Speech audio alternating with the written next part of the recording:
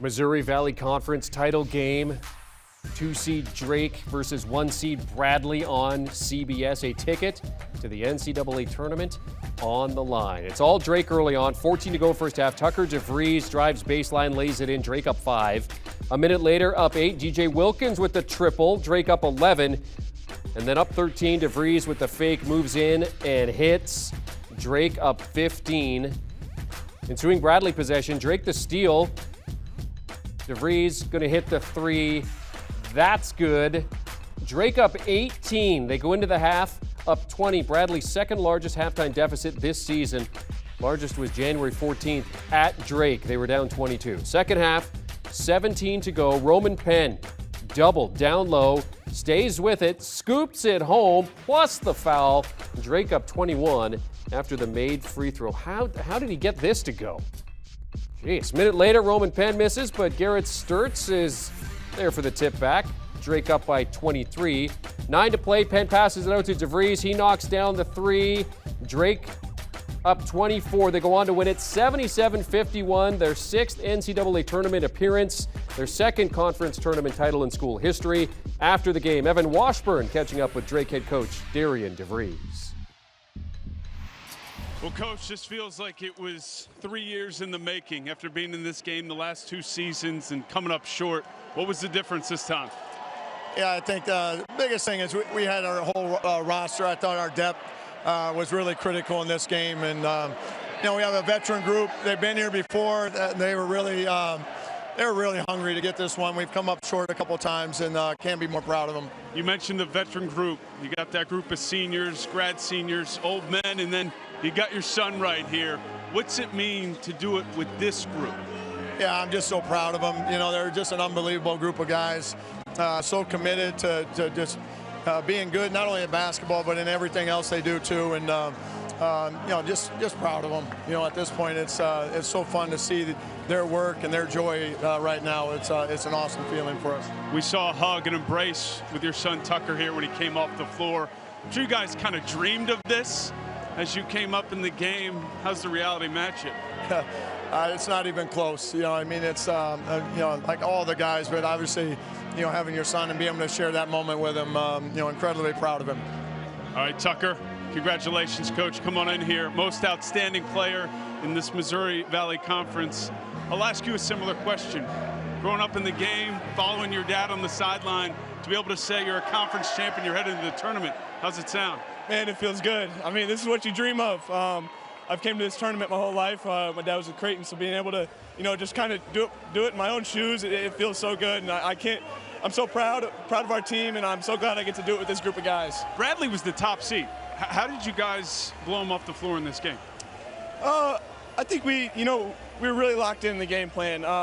I think we knew it was going to be a dogfight, and I think we just took it possession by possession, and then when you win as many possessions as we did, it's going to result in that type of result. What can this team do in the NCAA tournament? I don't know. I feel like we're a veteran group. We've been playing really well as of late, and we're going to see where that takes us come March. Congrats, Tucker. Yeah, thank you. Enjoy. Thank you. Appreciate it. So Drake head to the tournament as Missouri Valley Conference champions. Kyle Boone picked Drake earlier over on HQ, and he says, hey, if you're looking for a Cinderella team, they might not be a bad bet. They are chasing the most wins in history in terms of their school history. 28-5 back in 07-08. They're 27-7 as they head towards March Madness. They, of course, are back into the tournament, and they have their 2nd Missouri Valley Conference title to carry them there.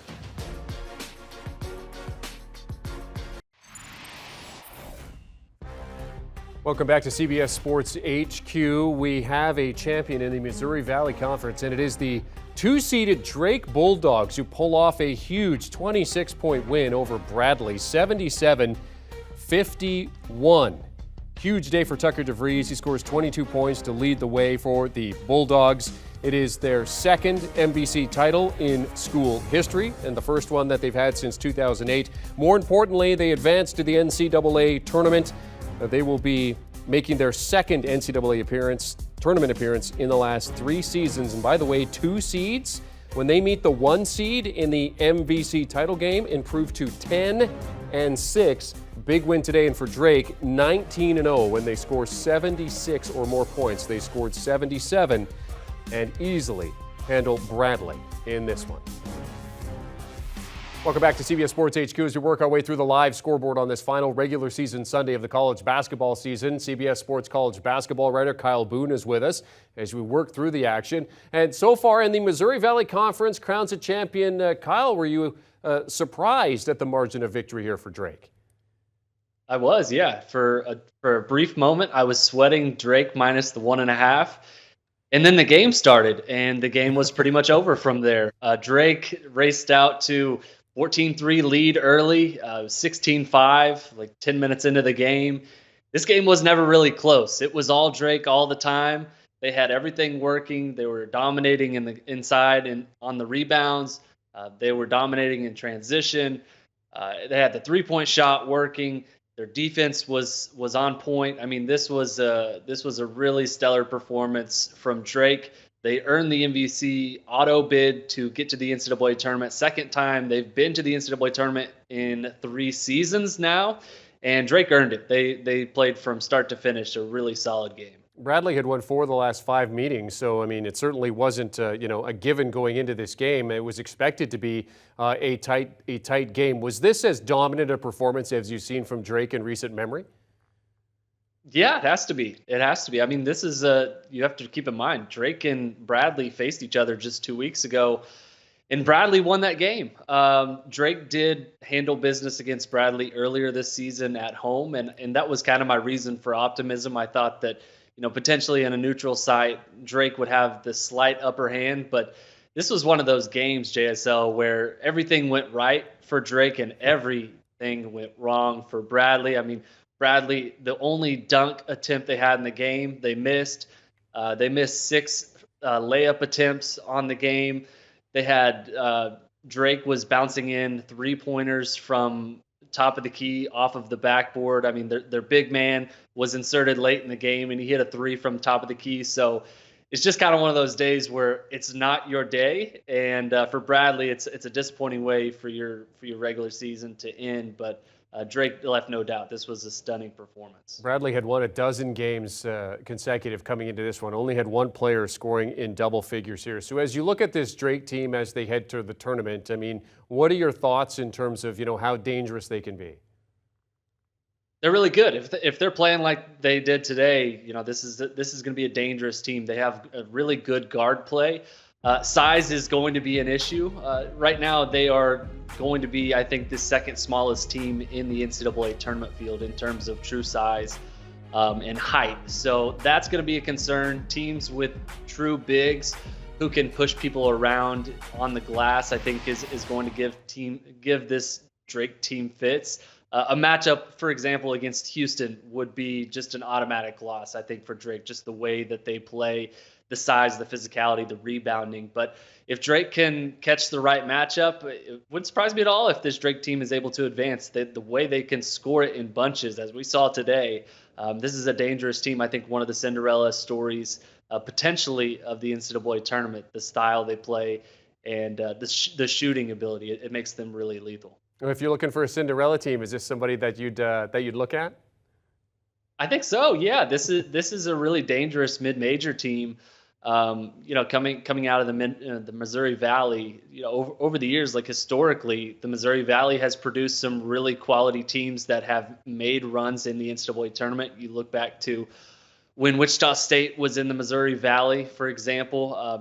Even when they weren't a highly seeded team, they were able to make some noise, get some good matchups, and make a run. So Drake, to me, kind of established himself as kind of the front runner, I think, in terms of mid-major sleepers to watch as you prepare your bracket next week.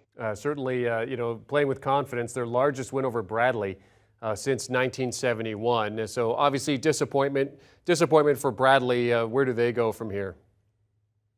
Yeah, it's tough. This was a really good season for Bradley. They were able to secure the number 1 seed in the MVC tournament and just could not quite convert. It's such a unfortunate thing in college basketball where you can do everything you can to be a great regular season team. You can win multiple games, 20 plus games, and that does not guarantee you the right to play in the NCAA tournament. A lot of kids' hopes and dreams are crushed with this loss, but this program seems to be heading in the right direction. They are consistently competing at a high level. They'll be able to bounce back from this, just not going to be the NCAA tournament this year. Yeah, they finished the season 25-9, 16-5 in terms of conference play, and certainly disappointing. As you mentioned, Kyle, things just didn't go right for them today.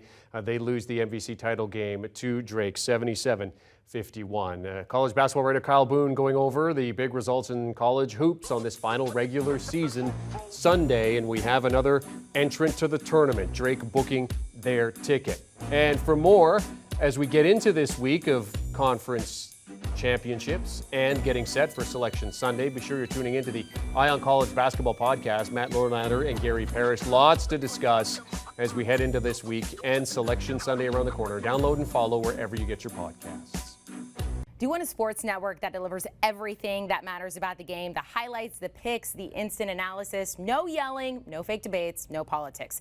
Hit the subscribe button and never miss a moment.